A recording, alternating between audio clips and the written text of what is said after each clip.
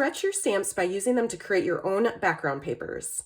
Hi, I'm Jessica Taylor from Ink It Up with Jessica, and in this video, I'm going to show you how to stamp a background with a word stamp. For this background, I've chosen this larger happy birthday stamp.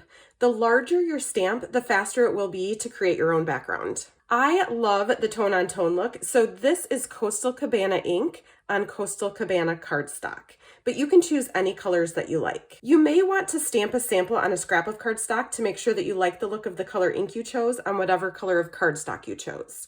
Now, I just re-inked my Coastal Cabana ink pad, so you can see that here it's darker than it was on this background that I made. You can stamp an entire sheet of cardstock to make a bunch of cards, like I show you how to do in my One Sheet Wonder Card Club, or you can cut down your cardstock to the size you want first and just stamp that. Once you're ready to start, I find it easiest to start in the top corner, but you can start in the bottom corner, whatever is easiest for you. You want to make sure that you're stamping off the edges of your cardstock. You don't want your words to just be framed in. And also, I'm going to kind of alternate, so I don't want happy to be all lined up, so I'm going to alternate where I'm stamping my word. You'll notice that on patterned papers, the design always goes off the edges. You want to do the same. And you can see I'm just lining up my stamp underneath the one that I've stamped before.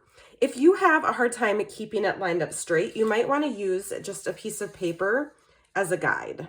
It doesn't really matter though. This background paper is handmade, and so each sheet is going to be a little bit different, and imperfections are what make it handmade. So don't worry about it too much. But you'll see I just keep kind of alternating where I'm stamping, trying to keep it sort of in a straight line. But I am not too worried about it.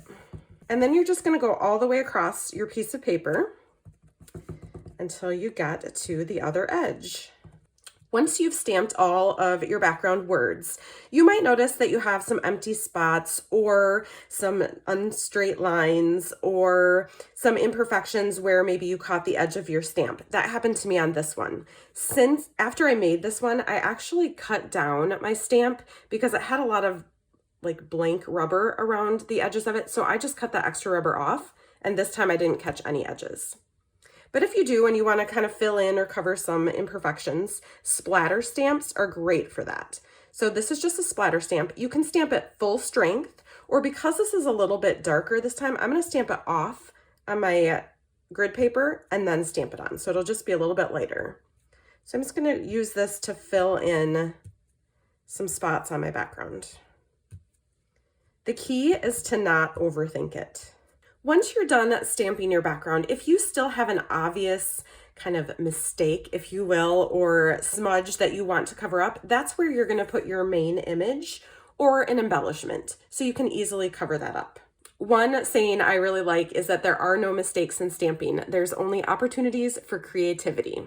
So don't worry if your background paper doesn't turn out perfectly. Did this video help you? Please give it a thumbs up and subscribe for more card making videos.